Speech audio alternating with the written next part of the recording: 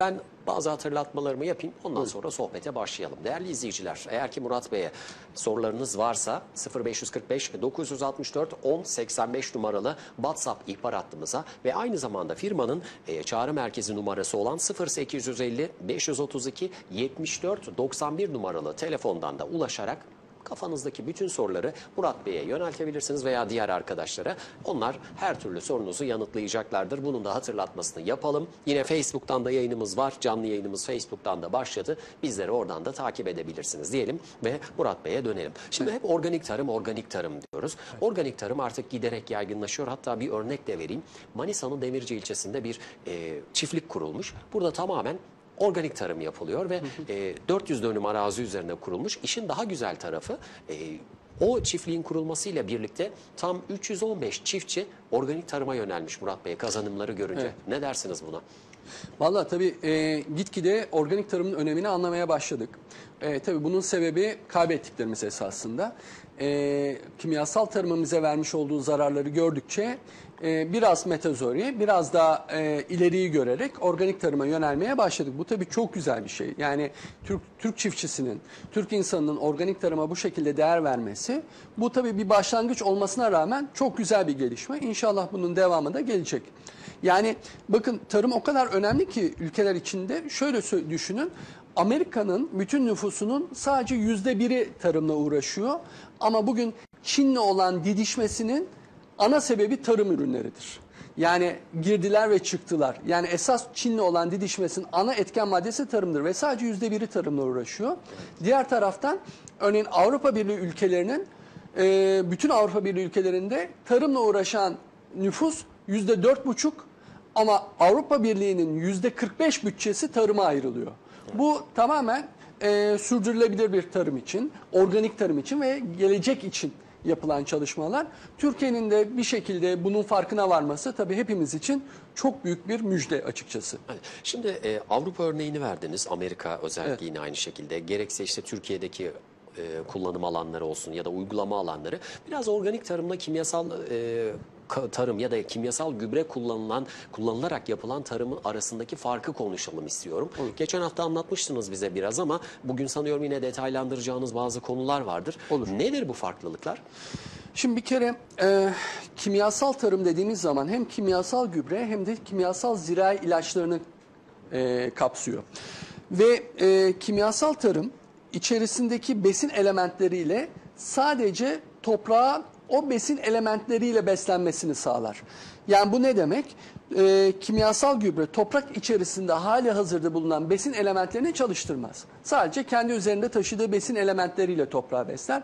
Bu da toprağın bir süre sonra fakirleşmesini, çalışmasının düşmesini, organik yapısının bozulmasını sağlar.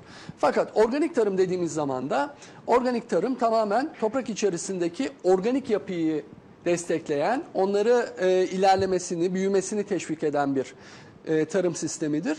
Ve açıkçası sürdürülebilirliği olan bir tarım sistemidir. Evet. Bariz fark budur. Ve bugün yine gazetelerde okuduk, yine bir ülke bir tarım ürünümüzü sınırdan geriye döndürmüş. Evet. Bunlar hep kimyasal gübrenin o an için farkına varmadığımız fakat daha sonra canımızın yandığı gelişmeler. Tabii bir de şeyi söylemiştik geçen programda hatırlarsınız. Birleşmiş Milletler'in 2017 raporuna göre her sene 100.000 kişi kimyasal tarım yüzünden hayatını kaybetmekte. Her sene 100.000 kişi. Bizim ülkemizde 2800 kişi her sene kimyasal tarım yüzünden hayatını kaybediyor. Bunun %8'lik bir dilimi de 0-13 yaş dilimi arasında bulunan çocuklar. Yani bunu insanlar bir istatistik olarak değerlendirebilirler. Fakat kendi göz bebekleri bu istatistiğe dahil olduğu zaman kimyasal tarımın kendilerine ve ailelerine vermiş olduğu zararı gördükleri zaman her şey çok geç olmuş olacak. Dolayısıyla organik tarımın ülke için önemi biraz önce sizin de bahsettiğiniz gibi fark edilmesi, evet, keşfedilmesi ve buna önem verilerek teşvik edilmesi bizim için çok çok büyük bir müjde açıkçası. Evet. Demin de bahsettiğim gibi. Peki Murat Bey, şimdi hep organik tarım diyoruz. Özellikle böyle pazara gittiğimizde, tezgahlarda organik ürünleri satın almak istediğimizde biraz pahalı geliyor bize. Peki organik tarım pahalı mı? Şimdi organik tarım pahalıydı. Bunun sebebi şu, esasında bu sorduğunuz soru biraz da iğneyi kendimize batırmamız gereken bir soru. Çünkü daha önceleri organik tarımın avantajlarını bilen kişiler bunları kendilerine haksız kazanç olarak geri çevirmeye çalışmışlar. Organik gübrenin olması gerekenden çok daha fahiş fiyatlarla satılması, işte organik gübrenin insanlara verilirken olması gerekenden çok daha fazla kullanımının sağlanması vesaire. Fakat Orpex olarak biz piyasaya girdikten sonra bu algıyı komple yıkmaya çalıştık. Ne yaptık? Örneğin domateste normal şartlarda kimyasal gübre kullanıldığı zaman devletin firması veya diğer firmalar geçen programlarımızda da göstermiştik. 3000-3500 liralar Evet, o seviyesindeyken. maliyet analizlerini birazdan arkadaşlarım da ekranlara Elbette. getirecekler. Oradan 3000 daha net anlaşılır. Buyurun. 3000-3500 liralar seviyesindeyken bütün toprak düzenleyicisi, gübresi, azotu, üresi vesaire her şeyi bizim gübremizde bu hepsinin yerine geçecek şekilde sadece 210 liraya iniyor. Bu tabii çiftçi için çok büyük bir avantaj çünkü çiftçinin en büyük derdi girdi maliyetleri. Maalesef. Yani hem dünyanın parasını veriyor hem de bunu daha sonra istediği fiyata satamayıp bütün bir sene boşu boşuna bir tarım yapmış oluyor. Gitgide de küsüyorlar bu sebepten. Şu anda tablo ekrana Evet. geldi zaten. Arka planda görebiliyorsunuz. Örneğin biber 1900-2300 lira aralığındayken A Herhangi bir firmasını firma, diyeyim, evet. devletin firmasının, B firmasında 2100-2400 aralığındayken bizde 210 lira. Yani bizde Orpex olarak bütün ürünlerde, hemen hemen bütün ürünlerde ağaç tarımı hariç 210 lira bir dekar maliyetiyle son derece yüksek verimlilikte ürün alabiliyoruz. Bu tabii pek çok kişinin hoşuna gitmeyen bir algı. Çünkü bizden önce aynı gübreyi 3000-3500 lira aralığında satıyorlardı. Ve bu gübre firmalarının izleyicileriniz web sitelerine girerlerse hani o gübreden 50 gram kullan, bundan 75 gram kullan, 3 gün sonra tekrar üreden kullan bilmem ne, kimyasal, yani bir kimyager gibi bu kimyasalların kullanılması teşvik ediliyordu. Biz bu algıyı komple yıktık Taner Bey. Yani herhangi bir şekilde böyle bir kimyagerliğe falan gerek yok. Sadece çok basit 3 uygulamayla dekarda 210 lira gibi bir maliyetle bütün tarım ürünlerinde verim alınabiliyor. Şöyle bir şey var. Örneğin kuru tarım uygulamalarında buğday gibi, arpa gibi ürünlerde bizim gübremiz 210 lira dekar maliyeti pahalı gelebiliyor. Çünkü onlar zaten sadece bir taban gübresi atıp geçiyorlar. Evet. Fakat söz konusu olan ne bileyim bir salatalık, bir domates, bir çilek, ne bileyim kivi gibi mali değeri yüksek olan bitki ve sebzeler olunca bizim gübremiz diğer muadil firmaların, yani gübre firmalarının ürünlerine göre 1/10 oranında bir avantaj elde edebiliyor Evet, ki açıkçası. zaten bunu tablodan da görüyoruz. Evet. Çok net bir şekilde izleyicilerimiz de sanıyorum aradaki farka çok net şahit oluyorlar. Bir de şöyle bir bilgi vereyim. Şimdi siz dediniz ki buğday ve arpada belki evet hani pahalı gelebilir ama özellikle bazı illerimizde, mesela Eskişehir örnek verelim. Önceki yıllarda dekara 600 kilo buğday alınırken bu yıl 250 kiloya düşmüş. Bunda da belki de kullanılan gübrenin etkisi vardır değil mi? Muhakkak vardır ama çiftçi öyle bir durumda ki şu an emin olun elde ettiği verime çok fazla önem vermiyor. İlk başta girdi maliyetinin düşük olmasına çalışıyor. Çünkü insanlara şeyi ikna edemiyoruz. Hani örneğin kuru tarım buğday için konuşuyorum. Normalde maliyeti 130 lira diyelim. Hani bizim bir gübreyi kullanırsan 210 lira ama verimin de %60 artacak, %70 artacak dediğim zaman adam diyor ki ilk önce ben bir girdi maliyetini bir düşüreyim. Çıktısı sonrasına kalsın diyor. Yani o da haklı. Dolayısıyla biz diyoruz ki yani bu tip kuru tarım ürünlerinde evet biraz pahalı kaçabiliyoruz ama diğer bütün ürünlerde bizim gübremiz diğer gübre firmalarının ürünlerine göre 1/10 avantajlı. İkincisi özellikle kuru tarım için konuşuyorum. Örneğin Konya gibi sulak arazileri olmayan yerlerde, çorak yerlerde bizim ürünümüzün su tutma kapasitesi fazla olduğu için çok fazla sulamaya da ihtiyaç duyulmuyor Taner Bey. Dolayısıyla hani mütemadiyen toprağı sulamaya gerek yok. Toprak zaten nemli bir ortamda kalıyor bizim gübreyle. Dolayısıyla hani bu görünmeyen bir maliyet avantajıdır. Sulama sistemlerinden de su açısından da tasarruf edebilir çiftçi kardeşlerimiz. Evet, böyle de bir avantaj sağlayacak Evet. çiftçiye. Şimdi gelelim organik tarım yaparken kullanacağımız o mucizevi ürüne, F06'ya. Evet. Şimdi onu sizden yine dinleyeceğim ama şöyle yapalım dilerseniz. Bu hafta bir farklılık daha olsun istedik ve programın içine kullanıcı yorumlarını da kattık. Yani F06'yı kullananlar neler söylemiş. Dilerseniz o videoyu getirelim ekranlara. Evet. Bakalım kimler hangi ürün yetiştirirken kullanmış, ne gibi sonuçlar almışlar. Hüseyin Arkadaşlar o videoları bir getirelim Ben ekranlara, Hüseyin VTR'mizi Selir. bir verelim. Hatta seslerini de Karadeniz yayına köyünden verelim. Bizi de Arpa alalım. Mahallesi'nde Bakalım seracılık neler yapıyorum. söylemiş üreticimiz. Ondan sonra Bu Murat gübreyi Bey'le kullandım. sohbetimize devam. Memnunum.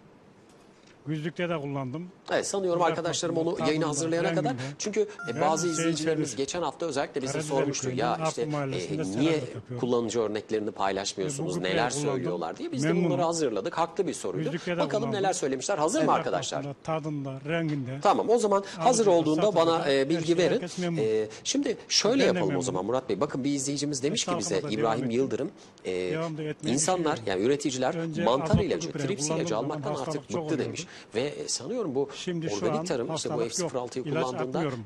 kullandığı ilaç Sadece o maliyetlerini de gübreyle belki de kullanıyorum. sıfıra indirecek değil mi? Benim isim Ayşe. Şöyle söyleyeyim onu. Öncelikle İbrahim Bey'e çok selam. Bizim ürünümüz içerisindeki 158 farklı çeşit bakteriyle bitkiyi ve yapısını koruyan bir özelliğe sahip. Şimdi biz bir zirai ilaç değiliz. Bazı şeyleri açık açık resmi olarak söyleyemiyoruz. Ama bu bitkilerin yaşadığı işte kırmızı örümcek gibi, kök çürümesi gibi, mantar gibi bazı etkenler kimyasal gübrelerin içine kattıkları etken maddelerden dolayı olan şeyler. Bir. İkincisi, biz bitkilerin kök yapısını son derece güçlendirdiğimiz için bu şekilde çürüme vesaire olmuyor. Dolayısıyla biz insanlara şunu söylüyoruz, bizimle çalışanlara. Bakın, biz herhangi bir şekilde zirai ilaçların yerini alırız demiyoruz. Ama diyoruz ki bizim gübremizi kullandıktan sonra görmeden önce kesinlikle zirai ilaç kullanmayın. Yani eğer kökte çürüme görmüyorsanız ilaç atmayın. Kırmızı örümcek görmüyorsanız ilaç atmayın. Çünkü bizim gübremiz bunlara bir bağışıklık kazandırabiliyor. Örneğin zeytin ağacında zeytin sineğine dediğimiz işte Akdeniz sineğini bizim gübremizin içerisinde bizim alamadığımız bir aroma bu Akdeniz sineğini yaklaştırmıyor ağaca. Dolayısıyla biz insanlara tekrar söylüyorum, özellikle söylüyoruz. Bizim gübremizi kullanırken bir zarar görmedikten sonra kesinlikle zirai ilaç kullanmayın. Çok büyük bir rahatsızlığı vardır toprağın veya bitkinin çok kötü bir rahatsızlığı vardır, o zaman tamam. Ama hani ya olursa, ya görürsem, ya şöyle olursa diye boşu boşuna zirai ilaç kullanmasınlar. Bizim gübreyi kullandıktan sonra devam etsinler ilaç kullanmaksızın. Ve eğer zarar görürlerse o zaman kullansınlar. Bakın 2 veya 3 program önce Zonguldak'tan Yavuz Bey'in yanılmıyorsam domateslerini göstermiştik. Evet. O domateslerde zerre kimyasal ilaç yoktur. Yani hiçbir şekilde ne kızartıcı, ne işte küf ilacı, ne başka bir şey, hiçbir şey yoktur. Bizim istediğimiz bu.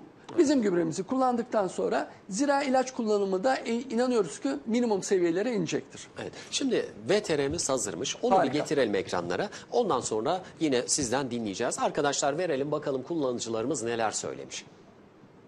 Ben Hüseyin Selir. Karadeniz köyünden Arpa Mahallesi'nde seracılık yapıyorum. Ve bu gübreyi kullandım. Memnunum.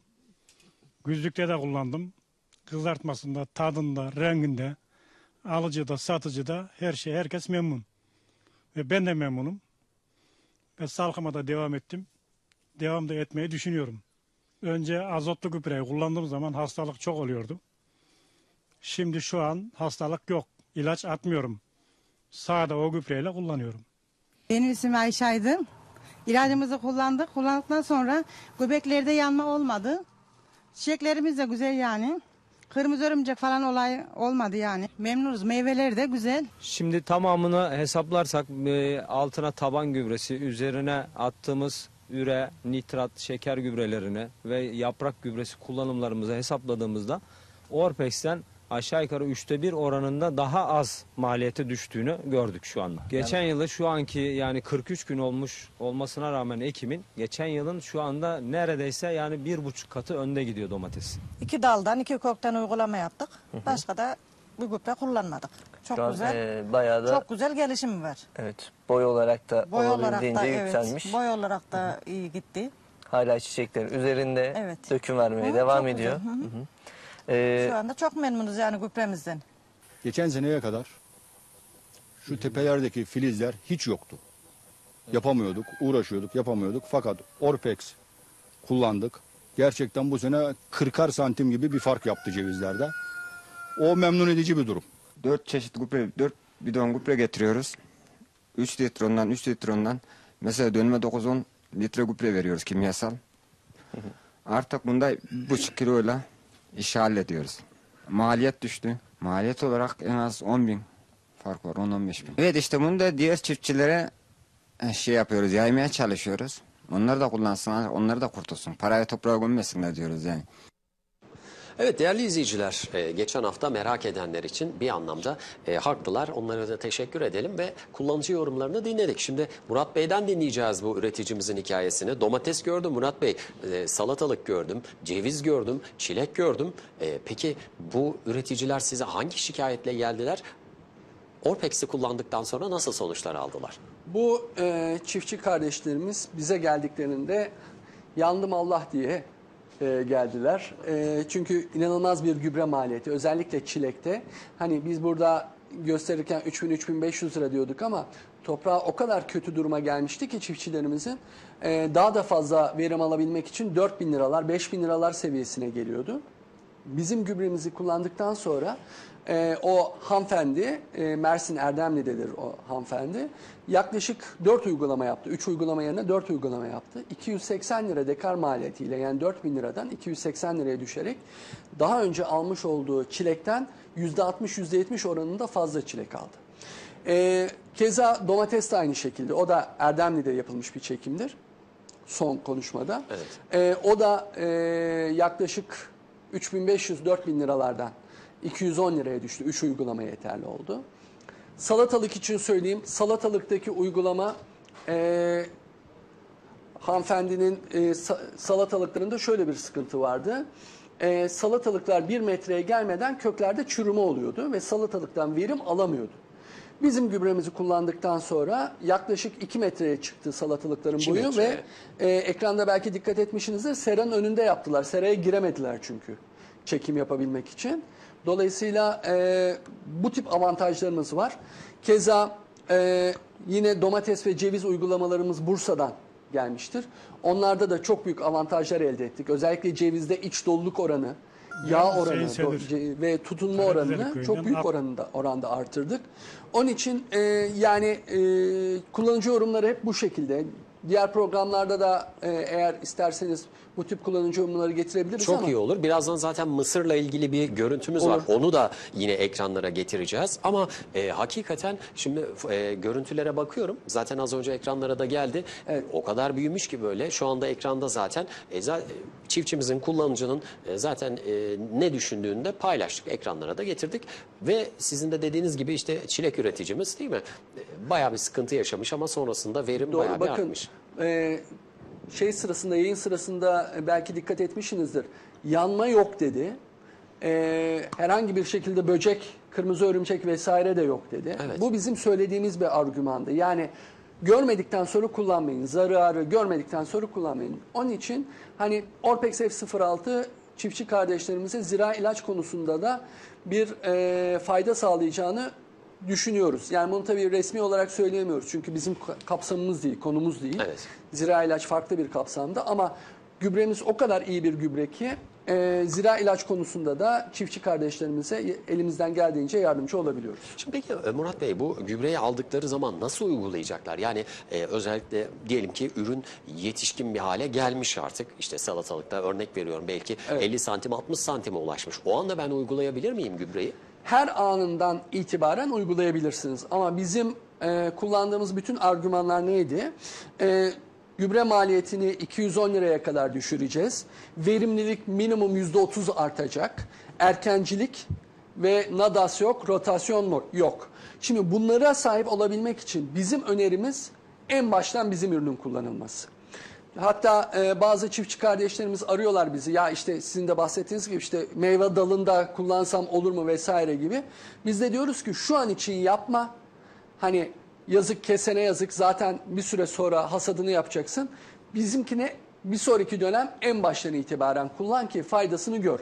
Ama tabii ki meyvenin dala tutunma problemini düzeltmek açısından, aromayı zenginleştirmek açısından veya iç yağ oranını artırmak açısından her dönemden itibaren kullanabilirsiniz. Hiçbir problem yok. Ama esas en iyisi en başından itibaren kullanılmaktır. Bakın örneğin bir örnek vereceğim size. Lütfen. Burdur'da bir kornişon yetiştiricisi çiftçimiz var. Bu kendi tarlasında kullanıyor, fakat kendi tarlasında kullanırken bir fabrikaya bu kornişonları verdiği için mecburen fabrikanın istemiş olduğu zirai ilaçları da kullanıyor. Evet. Şey olarak koruyucu açısından, böcek vesaire açısından. Fakat bizim gübremizin kullanıldığı alanda zirai ilaç kullanılmasına rağmen hiçbir şekilde kimyasal çıkmadı, nitrat kalıntısı çıkmadı. Bunun sebebi bizim ürünümüzün içerisinde bulunan 158 farklı çeşit bakteri kimyasal tarım ilaçlarının vermiş olduğu zararı minimize etmiş. Dolayısıyla bu kornişonlarda herhangi bir kimyasal kalıntı bulunmadığı için bizim çiftçimizin kullandığı alan kapatıldı. Hani bir şey gibi düşünün, koruma altına alındı diğer şeylerden ve o alana sadece tarlanın sahibi ve kornişonları alan firmanın mühendisleri girebiliyor.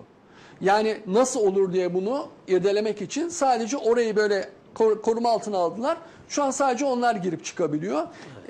O kornişonların hepsi toplandıktan sonra işte eskiden ne kadar hasattı, şimdi ne kadar oldu, maliyet nedir, ne değildir, onlar yapılacak. Fakat firma için en önemlisi kornişonlarda hiçbir şekilde kimyasal bir kalıntının bulunmaması, zirai ilaç kullanılmasına rağmen. Evet. Şimdi bir soru var. Onu da Buyurun. hemen size yöneltelim. Ondan sonra biraz soluklanacağız. Elbette. Emre Turgut bize İzmir'den yazmış. Menemen'den demiş ki enginar üreticisiyim. Enginarda kullanmak istiyorum. Fakat hasat Aralık veya Mayıs ayları arasında 5 ay gibi uzun bir hasat süresi olduğu için uygulama sayısını artırmamız gerekiyor mu diye bir soru yöneltmiş. Ne dersiniz? Şöyle söyleyeyim. Normal şartlarda uygulama sayısını artırması hayır gerekmiyor. Örneğin pamukta da öyledir. Pamuğun hasat dönemi, Ekim'den hasata kadar dönemi yaklaşık 5 aydır. Nisan'da ekilir, Ağustos'ta toplanır. Aynı şekilde enginarda da öyle. Kullanım sıklığını sadece biraz araları artırırız ama kullanım maliyeti yine kendisinde 3 kere olacaktır minimum. Eğer isterse 4 de yapabilir, 5 de yapabilir. Bu tamamen kendisine bağlı. Tercihe bağlı, doğru. Verimi artırmak için yapabilir ama minimum maliyet açısından söylüyorum. Hayır, 3 uygulama yeterlidir, 210 lira yeterlidir ve enginarda da fevkalade iyi netice alır. Çok da güzel sonuçlar çıkar dediniz. Evet. Emre Turgut'un sorusunu da bu şekilde yanıtladık. Şimdi sorular var, mesajlar var ama biraz soluklanalım. Yine Elbette. konuşacağız zaten. Daha Mısır örneğini paylaşacağız izleyicilerimizle. Bakalım Mısır'da nasıl uygulanmış, ne gibi sonuçlar ortaya çıkmış. Hem sizden hem de kullanıcısından dinleyeceğiz ama kısa bir ara verelim Murat Bey. Olur. Değerli izleyiciler, kısa bir reklam aramız olacak ancak hiçbir yere ayrılmayın. Reklam dönüşü Organik Tarım Doğal Ürün programımız kaldığı yerden devam edecek.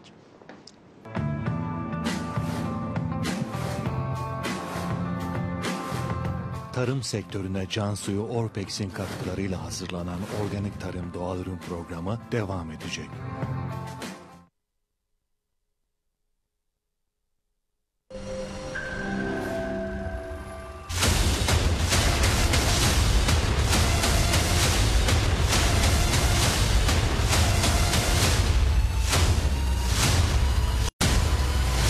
Ünlü ziraat. Daha ünlüsü yok.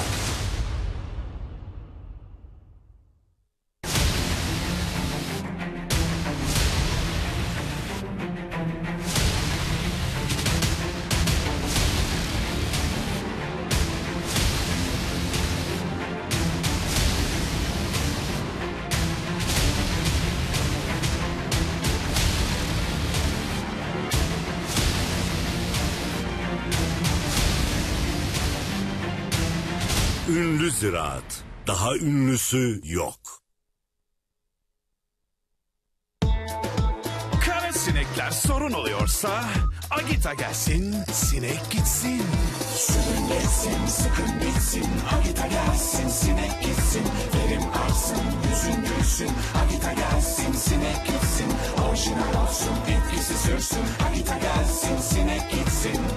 Agita, kara sinek mücadelesinde bir marka. Agita gelsin, sinek gitsin. Domatesten buğdaya, salatalıktan üzüme, karpuzdan çileğe, A'dan Z'ye bütün ürünlerinizde kullanabileceğiniz bir gübre versek, bu gübre haricinde başka gübre kullanmayacaksınız desek, ekerken 15 gün sonra ve olgunlaşma döneminde sadece 3 kere kullanacaksınız desek, Orpex F06 organik sıvı gübreyle bunların hepsi mümkün. 2 katına varan verim artışı, %70'e varan maliyet avantajı, erken gelişim özelliği, %100 organik. Orpex sayesinde gübre maliyet olmaktan çıkar, tarlanıza bereket doğar. Orpex, tarım sektörüne can suyu.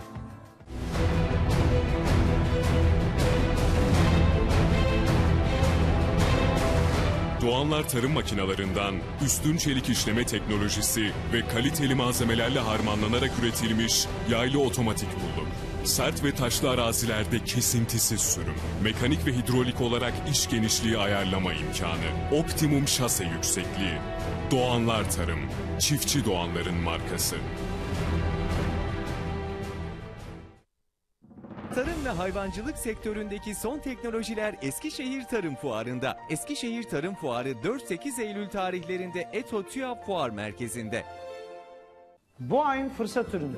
10 metre genişlikte, 50 metre uzunlukta, 40'a 40 iç dış galvanizli iskelet aksam, sentetik dokuma filse branda astar, bir yüzü folyo kaplı 5 santimlik şilte izolasyon, 8-10 yıl ömürlü alev yürümez antibakteriyel koku yapmaz branda, özel havalandırma ve pencere sistemleriyle birlikte bu aya özel, nakliye montaj dahil sadece ve sadece 56.000 TL. Varol Çadır, işinize uygun her çadır.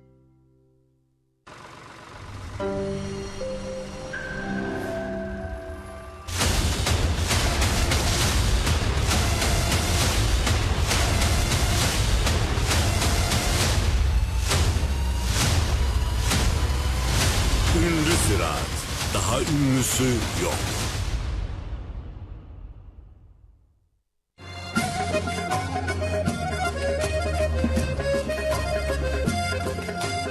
Bunun ismi nedir? Haliç. Neden yapılıyor? Bu ekşi maya ekmek mayasından yapılıyor. Evet değerli izleyicilerimiz, bu hafta özel bir bölümle karşınızda olacağız. Festivalle ilgili muhteşem anılarımız var. Bu haftaki bölümümüzde o anıları sizlerle paylaşacağız. Tüm izleyicilerimize, tüm Çerkez dostlarımıza selam olsun. Bu festivalin amacı tüm dünyadaki Çerkezleri bir araya toplamak. Bu festivali sadece Orhanlı'da yapıyoruz.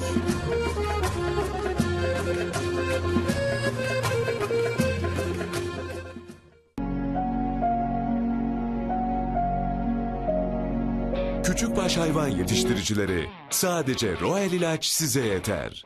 Kuzularınıza ilk 15 gün içinde 1 gram ağızdan stressiz ve daha etkili olarak Orasel E verin, hayvanlarınızı yel, bohçadan koruyun, kas gelişimine katkıda bulunun. 15 günden sonra Rovita Kaprosel ile kuzularınızın gelişimini hızlandırın.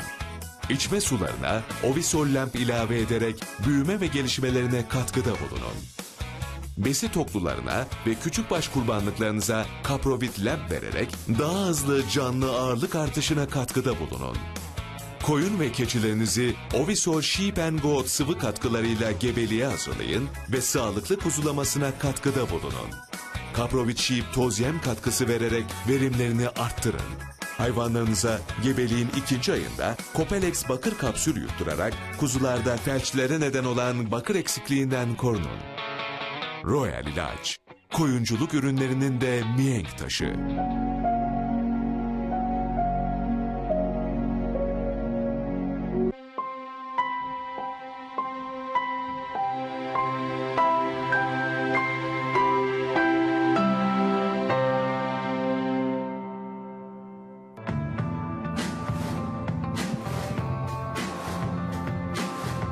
Tarım sektörüne can suyu Orpex'in katkılarıyla hazırlanan Organik Tarım Doğal Ürün Programı devam ediyor. Reklamlar bitti. Yeniden sizlerle birlikteyiz. Çiftçi TV ekranlarında Organik Tarım Doğal Ürün programımız kaldığı yerden devam ediyor. İlk bölümde organik tarımın niçin önemli olduğunu, çiftçimize kazanımlarını ve F06 mucizevi ürünün Türk tarımında yarattığı devrimi Murat Bey'den dinledik. Şimdi bu bölümde yine o mucizelere tanık olmaya devam edeceğiz. Onları Murat Bey'den dinleyeceğiz. İlk bölümde Murat Bey bazı örnekleri anlattınız. Kullanan kişilerin de zaten yorumlarını izleyicilerimizle paylaştık. Bir mesaj var. Hemen bununla başlayalım istiyorum bu bölüme. Murat Ayrancı yazmış bize. Demiş ki kabakla salatalığı aşıladılar. Geçen pazar günü pazardan salatalık görünümlü kabak yedim. Yemek zorunda kaldım demiş. Yüzleri de kızarmıyor demiş insanımızın artık. Yani haklı aslında. Çünkü maalesef şimdi gülüyoruz ama aslında üzücü bir durum. Niçin üzücü? Çünkü insanlar bir umutla bu işe giriyor. Veya satın alıyorsun, para veriyorsun ama aldığın ürüne bir bakıyorsun. Karpuzda yaşadık bunu, salatalıkta yaşadık. Enteresan. Ama şimdi bu tabii maalesef oldukça sık duyduğumuz bir şey. Evet, mizah olarak değerlendirdiğiniz zaman insanın gülesi geliyor ama esasında çok acı bir olay. Çünkü bu aynı olay tarım ürününde değil, örneğin gübrede de aynı şekilde yapılıyor. Bu merdiven altı tabir edilen firmalar. İşte diğer ucuz ürün katarak içerisine, kimyasal bazı maddeler katarak gübre maliyeti kazandırmaya çalışan firmalar vesaire. Bakın örneğin ben Edirne tarafında bir firmaya gittiğimde adama dedim ki işte böyle böyle bir ürün satıyorum dedim. İşte şöyle iyi olacak, böyle iyi olacak. Dedi ki nasıl bir ürün dedi. Gösterdim F06'yı. Bir dakika bekle yeğenim dedi. İçeriye gitti, tüfeğini aldı geldi. Dedim dayı ne yapıyorsun? Daha önce adamın biri ona gübre satıyorum diye içine tentürdiyot katılmış su satmış.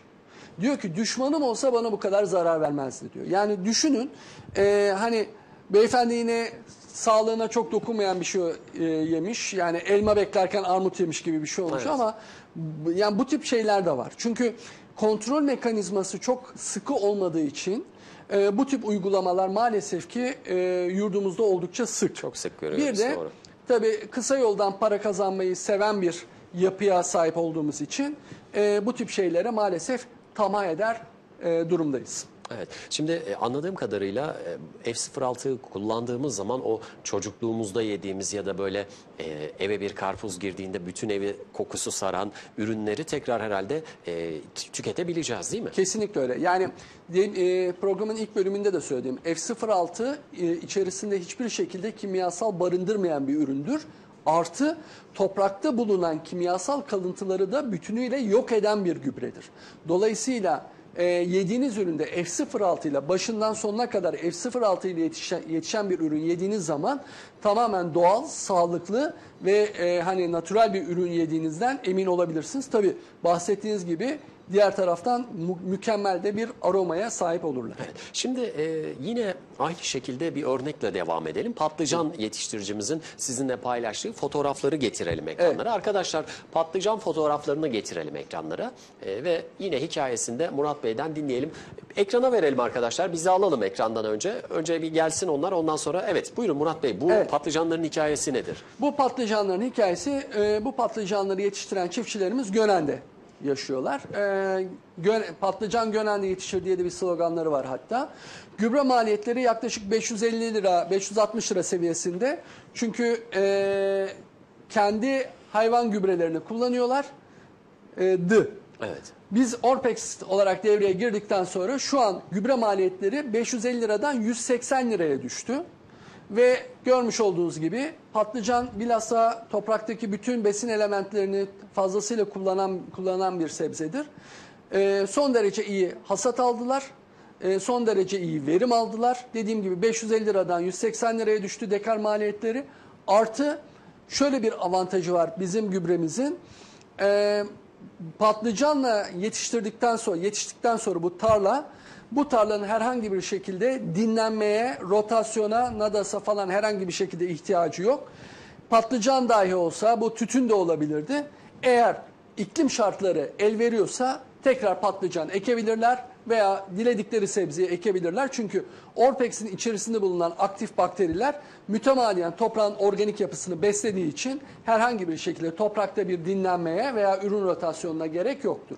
Yani şöyle söyleyeyim, buradaki Ayşe teyzemiz eğer patlıcandan para kazanıyorsa tekrar patlıcan ekip kendi ailesine para kazandırmaya devam edebilir. Şimdi öyle. yine Emre Turgut mesajının devamında sıkı izliyor anlaşılan, herhalde kafasındaki soru işaretlerini gidermek adına gübre analizlerine bakmış sizin Facebook sayfasından. Civa, kadmiyum ve kurşun gibi ağır metaller olmazsa olmaz mı, yoksa olursa da organik tarımda belli bir sınıra kadar mı ruhsat veriliyor ağır metallere diye soru yöneltmiş. Şimdi bu tip civa, kurşun gibi maddeler toprağın yapısında da olan maddelerdir. Yani toprağın kendisinde de. Ama örneğin o analiz raporunun altında bir şey yazar. Örneğin şu an tam hatırlamıyorum ama der ki civa %1'e kadar izin verilir der. Fakat bizimkisi 0,04'tür veya 0,02'dir. Yani çok önemsizdir. Çok hani dikkate bile alınmaması gereken bir rakamdır. Fakat Tarım Bakanlığı ister bu analizi. O yüzden onları yazarız. Fakat dediğim gibi Emre Bey demek ki araştıran bir yapıya sahip. Bizim de en sevdiğimiz kitledir bu çiftçi kitlesi. Dolayısıyla orada izin verilen değerle bizim değerlerimizi mukayese ederse bizim değerlerimizin izin verilenin hani sözü bile edilmeyecek kadar altında olduğunu görür. Bunlar hali hazırda toprakta bulunan elementler diyelim. Emre Bey'in sorusunu bu şekilde Bu arada Emre Bey'in de cep telefonunu aldım. Sizin vasıtanızla programdan sonra arkadaşlarımla mutlaka kendisini görüştüreceğim. Tamam, buradan da duyurusunu yapmış olalım. Emre Bey, ekip arkadaşları Murat Bey'in size ulaşacaklar. Kafanızda ne kadar soru varsa iletebilirsiniz diyelim. Şimdi patlıcanı da getirdik. Bu kez mısırla devam edelim istiyorum. Özellikle bu dönemde daha hasat başlamadı mısır hasadı ama ürünler bayağı bir boy vermeye başladı. Hoş biz işte bu süt mısırları tüketmeye başladık ama silajlık mısır olsun diğer çeşitlerde daha var hasada. Şimdi arkamda arkadaşlarımın ekrana getirdiği görüntü sanıyorum F06'nın uygulama görüntüsü değil mi? Bunu bize anlatır mısınız Murat Bey? Tabii ki bu bizim Mersin'de yaptığımız bir çalışma. Çiftçi kardeşimizden rica ettik. Orada Tuğba Hanım var, satış personelimiz. F06'nın bir mısır tarlasında nasıl kullanıldığını çok güzel bir şekilde video çekmiş. Hatta bu videodan sonra da kendisi çok artistik bir video çekmiş. Arkadaşlarımız herhalde onu da gösterecekler. Evet, bir tane daha var. Bu şekilde tanka su koyup direkt tarlayı bu şekilde basit bir şekilde gübreleyebiliyoruz. Bu da kendisinin artistik videosu. Evet. F06 ile yetişen mısır tarlasının videosu. Valla insanlar içinde kaybolacak boyuta gelmiş. Aynen öyle ve yaprakların canlılığı herhalde televizyondan izleyicilerinizin de dikkatini çekiyordur. Son derece parlak, son derece canlı ürünler ve tabii bunlarda verim artışı da Mısır'da özellikle verim artışı %70, %80 mertebesinde. Dolayısıyla hem maliyeti inanılmaz ölçüde çok düşürdük hem de verimliği %70, %80 mertebesine kadar çıkardık ki bu çiftçi kardeşimiz için, çiftçi kardeşimiz demeyeyim, çiftçi büyüğümüz için bulunmaz bir nimetti açıkçası. Tabii açıkçası verim deyince akan sular duruyor. Çünkü Aynen. çiftçimiz için veya üreticimiz için en önemli kısmı da bu. Ekiyor ve bin bir umutla bekliyor. Acaba ne kadar verim alacağım? Sizin bahsettiğiniz rakamlara ulaşırsa herhalde böyle tadından yenmez oluyor. Şimdi burada tabii şu var Taner Bey. Yani bizim bu %70, %80 verim alacaksın dediğimiz zaman bu ikinci adım oluyor. Çiftçi kardeşlerimiz ise ilk adımla daha çok ilgileniyorlar. Gübre maliyetinin düşmesi. Çünkü mazotun sürekli artış göstermesi, gübre fiyatlarının dolara endeksli olarak sürekli artış göstermesi ve daha sonra da hasatlarını istedikleri fiyata satamamaları açıkçası girdi maliyetinin önemini bir kat daha artırıyor. Dolayısıyla biz insanlara şunu söylüyoruz. Yani evet, verimlilik artışını zaten göreceksin. Yani minimum %30 bir artışın olacak. Onu bir kenara koyalım. Ama esas önemli olan senin maliyetin daha önce ne kadarsa biz şu kadar misli indiriyoruz. 3.000 liraysa 210 liraya indiriyoruz. 15'te birine veya ne bileyim 500 liraysa dahi 210 liraya indirdiğimiz zaman 2,5'ta bir oranını indirmiş oluyoruz. Dolayısıyla bu bulunmaz bir nimet çiftçiler Çok için. doğru. Ümit ediyorum ki hani bizimle beraber diğer gübre firmaları da bu şekilde hareket edip gübre fiyatlarını biraz daha alınabilir, kullanılabilir seviyeye indirirler. ve çiftçi kardeşlerimiz de bu fırsattan yararlanırlar. Murat Bey yine sorular geliyor. Bugün anlaşılan Buyursunlar. biraz sorulardan gideceğiz programa. Mestan Şimşek topraksız tarımda kullanımı nasıl diye sormuş bize. Topraksız tarımda elbette ki kullanılıyor fakat şöyle bir şey var. Toprağın içerisindeki hali hazırda bulunan besin elementleri topraksız tarımda olmayacağı için dekar olarak 1 litre yerine 1,5 veya 1,7 litre olarak kullanılmasını istiyoruz. Yani şöyle düşünün, yine 3 uygulama topraksız tarımda, dekar maliyeti de 5 litre olacak şekilde ayarlayabiliyorlar. Neyle besliyorlarsa bitkiyi, toprak vasfını gösteren neyle besliyorlarsa onu dediğim gibi dekara yaklaşık 5 litre gelecek 1,7 çarpı 3 olarak kullanmaları halinde çok rahat bir şekilde topraksız tarımda da iyi bir verim alabilirler. Bir soru da fındık üreticimizden gelmiş. Buyursun. Mahmut Çakır yazmış bize. Bu gübreyi fındıkta nasıl uygularız? Arazi çok meyilli demiş. Bilmiyorum nereden aramış ama... Keşke ilini de belirtseydi. Çok pardon Mahmut Bey, ilinizi de paylaşırsanız Murat Bey'e hemen ulaştırırım ben Bizi de. Buyurun. Düzce'den aradılar bu fındık kullanımıyla ilgili. Biz gittik Düzce'de yaklaşık 17-18 tane pilot çiftçi belirledik. Onların da arazileri meyilliydi. Onlar da bizim gübremizi kullandılar. Şu ana kadar da her şey çok güzel gidiyor orada. Çok iyi netice aldı. Orada Ziraat Odası Başkanı Mafil Bey var. Mafil Bey vasıtasıyla çiftçi kardeşlerimize ulaştık ve şöyle söyleyeyim, bizim gübremizin kullanımını Adana'da gördükten sonra Düzce'de kullanmak istediler ve hatta dediler ki biz o kadar memnun kaldık ki Düzce'de size şu kadar arazi tahsis edelim, bir fabrikada Düzce'ye kurun, orada da üretim yapalım çünkü siz Düzce'ye yetişemezsiniz dediler fındık açısından. Biz de dedik ki ilk önce tam hasat bir çıksın, size ne kadar değer kazandırmışız, ne kadar bir katma değer kazandırmışız bunu bir görelim. Evet. Ondan sonra fabrika kurma işini vesaireyi tekrar bir konuşuruz dedik ama şu an fındıkta da çok iyi şekilde kullanılıyor. Önemli olan bizim gübrenin kullanımından sonraki gün yağmur yağmaması. Yani kullanıldığı gün ve sonraki gün yağmur yağmadığı takdirde bizim gübre su kapasitesi açısından düşük olduğu için direkt toprağa nüfuz edecektir. Arazi meyilli olsa da olmasa da bizim için fark etmez. Çok net olarak kullanabilirler ve fındıkta hem fındığın doluluk oranını hem fındığın yağ oranını hem de ağaçtaki hasat verimini fevkalade artırmaktadır.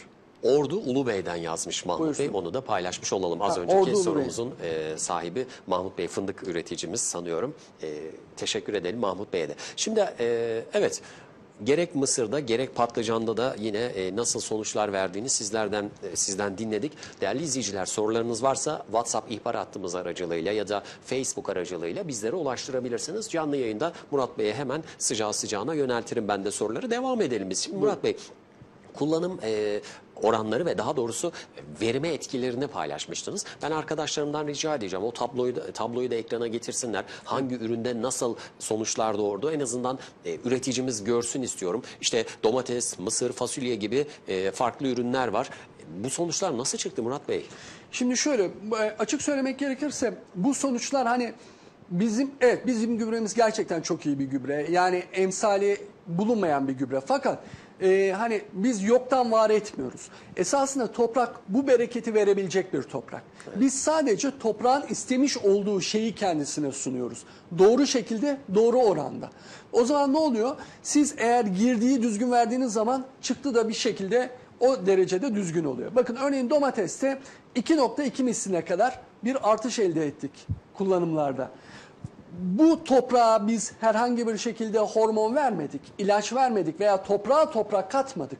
Toprağın ihtiyacı olan organik maddeyi, toprağın ihtiyacı olan bakteriyi toprağa sunduk ve toprak bunları düzgün olarak aldıktan sonra da bize çıktığı düzgün olarak verdi. Ve burada görmüş olduğunuz genelde hep sanayi meyve ve sebzeleridir. Yani genelde ihracata verdiğimiz işte domates, muz, pancar, çilek vesaire. Örneğin pancarda Kayseri'de ve Sivas'ta yaptık. Sivas'taki halen devam ediyor. Son derece iyi gidiyor.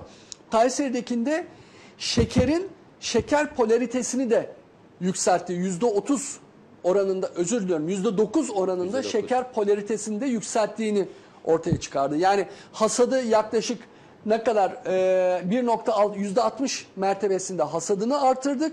Şeker polaritesinde %9, %10 mertebesinde şeker polaritesini artırdık ki bu onlar için çok büyük bir nimet. Çok iyi bir rakam.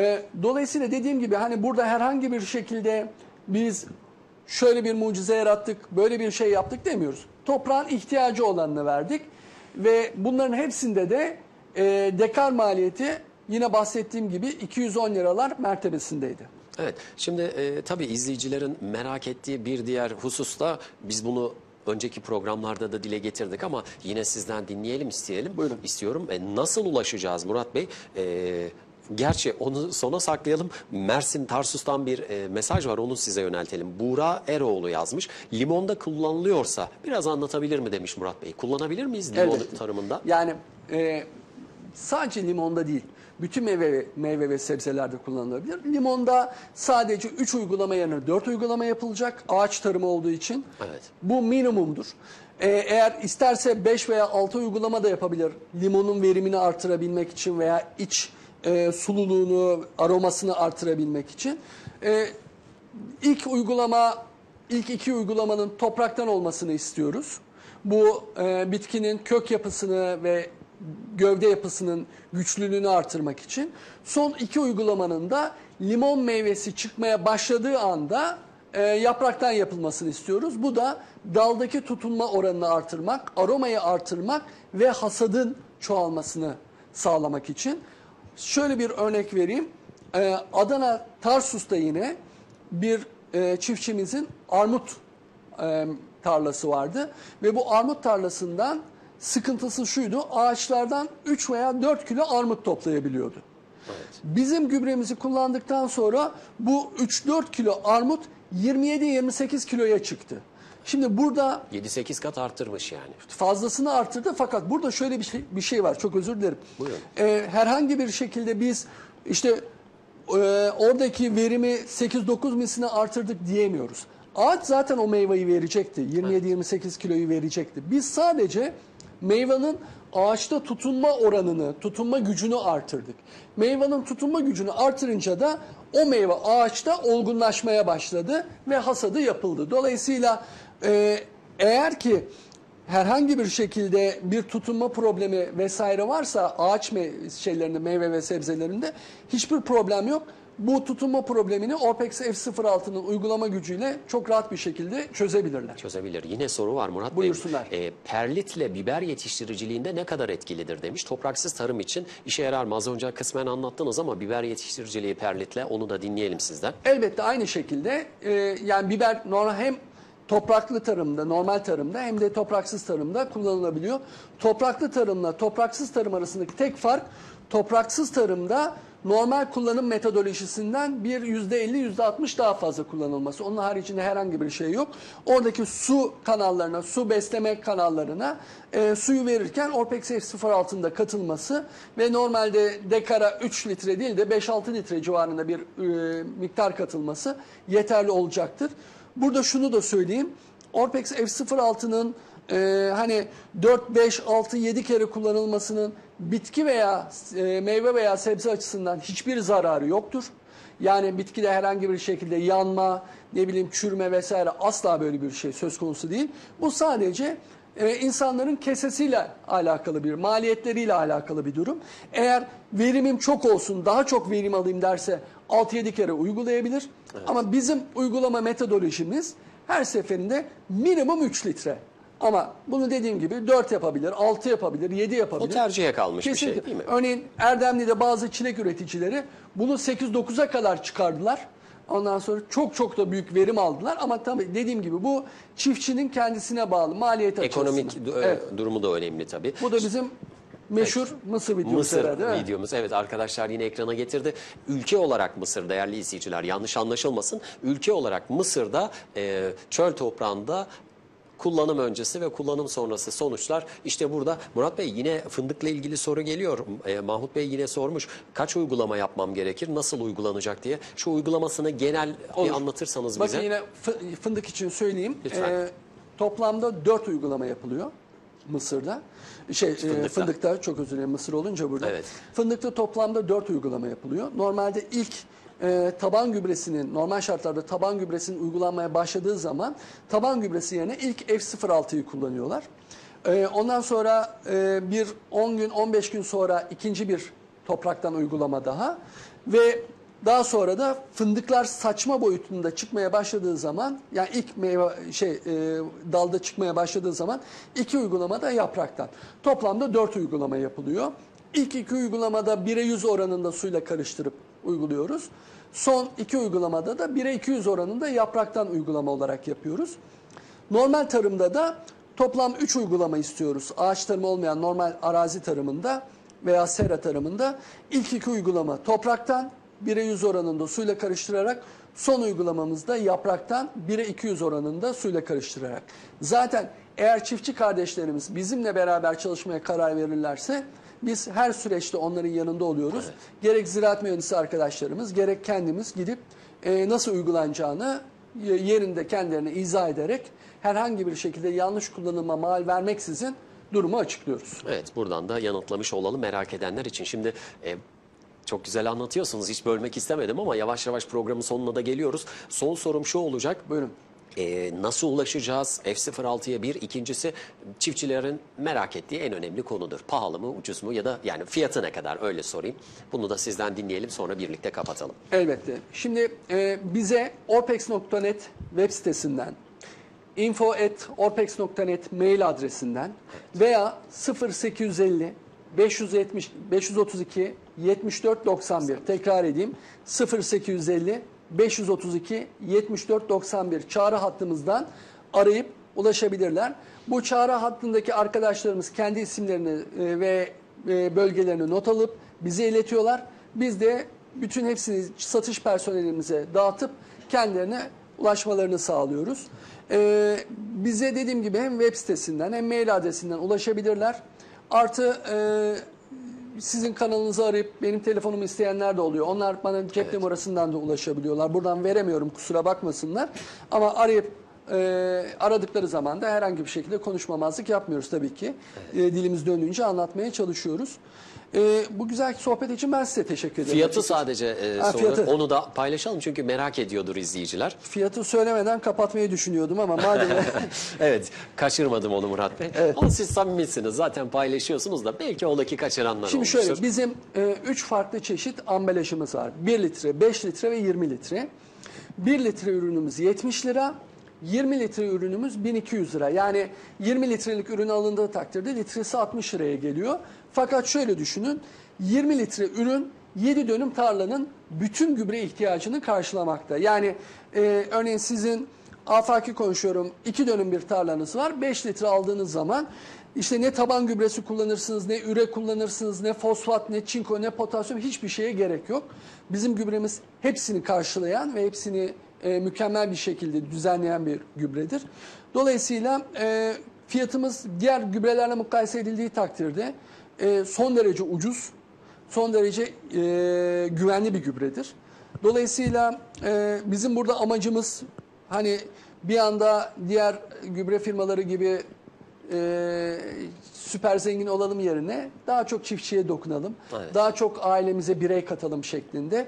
Dolayısıyla fiyat politikamızı bu yönden, bu şekilde yaptık. Bizim gübremizi diğer kendi kullandıkları gübrelerle mukayese ederlerse, o tabloda da hatırlarsanız, yani 10'da 1, 15'te 1 oranına geliyor. Onun için çiftçi kardeşlerin bizim gübremize araştırırken fiyat mukayesesini de diğer görünmeyen işçilikleri de dikkate alarak bizi seçmelerini tercih ediyoruz. Evet, siz zaten bunu her fırsatta dile getiriyorsunuz. Ürünü illa bizden alıp almanız çok önemli değil ama yeter ki doğru ürünü alın. Yeter ki paranızı çöpe atmayın. Kaldı ki 70 lira dediğimiz rakam bugün, yani İstanbul şartları için diyorum, bir öğle yemeğine çıksanız zaten 2 kişi gittiyseniz 70 lira hesap ödüyorsunuz. Taner Bey doğru diyorsunuz da çiftçinin öğle yemeği yiyecek durumu da yok. Evet. Yani şimdi onlara da hak veriyoruz. Çok çünkü haklılar. Çok zor bir süreçten geçiyoruz ülke olarak da ve bunun en büyük yükü de çiftçilerimizin omzunda açıkçası. Dediğiniz doğru esasında ama çiftçi kardeşlerimiz de orada 3 kuruşun pazarlığını yapıp kendi evlerine bir şekilde daha fazla getirme çabasında biz de elimizden geldiğince onlara destek olmaya, onlara yardımcı olmaya çalışıyoruz. Yani Orpex olarak inanıyoruz ki Türkiye'miz için her şey çok güzel olacak. Her şey çok iyi olacak. Çünkü çok temiz bir ülke insanına sahibiz. Biraz araştırma, biraz sorgulama, biraz her şeyi peşinden kabul etmeme gibi huylar edinebilirsek o zaman önümüzde hiç kimse duramaz. Bir de çiftçi kardeşlerimizden bize dayatılan bu kimyasal gübreden kimlerin ne fayda sağladığını mutlak surette irdelemelerini istiyorum. Hani bu hafta o konuya hiç girmedik evet, ama... çok giremedik ama önümüzdeki hafta yine konuşacağız yani zaten bu konuyu. Kimyasal gübre kullanımının neden Türkiye'de pohpohlandığını, bu şekilde abartıldığını irdelerlerse esasında büyük resmi çok net olarak göreceklerdir. Biz Orpex olarak her zaman için Türk tarımının ve organik tarımın hizmetindeyiz. Sizin de bahsettiğiniz gibi bizi seçmeyebilirler, bizi sevmeyebilirler. Hiç önemli değil. Doğru. Ama yolumuz organik tarımdır. Onlar da bu yolu seçerlerse başımızın üstlerinde yerleri var. Peki diyelim, bu da son sözlerimiz olsun bugüne dair. Teşekkür ediyorum Murat Bey. Davet ettiğiniz için, sıkılmadan dinlediğiniz için ben size teşekkür ederim. Keyif aldım. Haftaya da eminim yine böyle birbirinden önemli konuları ve yine görselleri bizimle paylaşacaksınız. İnşallah. Şimdiden sabırsızlıkla bekliyorum. Eksik Evet. olmayın. Değerli izleyiciler, programımız burada sona eriyor. Bugünlük bize ayrılan sürenin de sonuna geldik. Yaklaşık 1 saat sizlere misafir olduk. Teşekkür ediyorum hepinize. Haftaya tekrar görüşmek dileğiyle.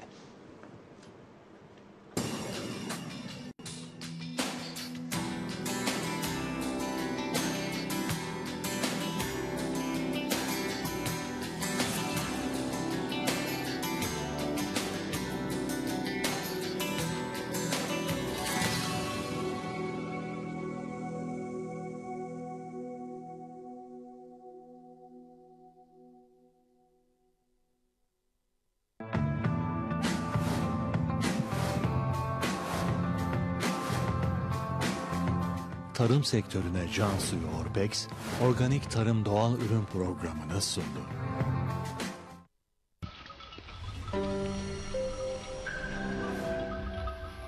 Hayvanlarınızı güvenli ortamda tutamıyor musunuz? Yabani hayvanlardan bıktınız mı? Bağınızda, bahçenizde, tarlanızda mahsulleriniz zarar mı görüyor?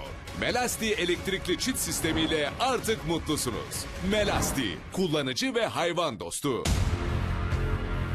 Yeni Kubota M5 serisi.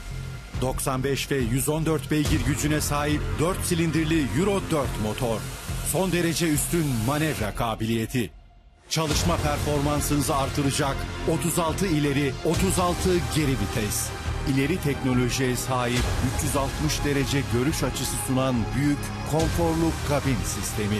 Çevre dostu teknolojiye sahip hassas çiftlik çözümleri imkanıyla size zamandan ve yakıttan tasarruf ettirecek yeni M5 serisi. Çiftçilerin yeni gözdesi. Büyükbaş ve küçükbaş yetiştiricilerimize müjde. Kaba yemin kralı Mucize Ot Raygrass'ın 4. sezonu başlıyor. Yıllardır satış rekoru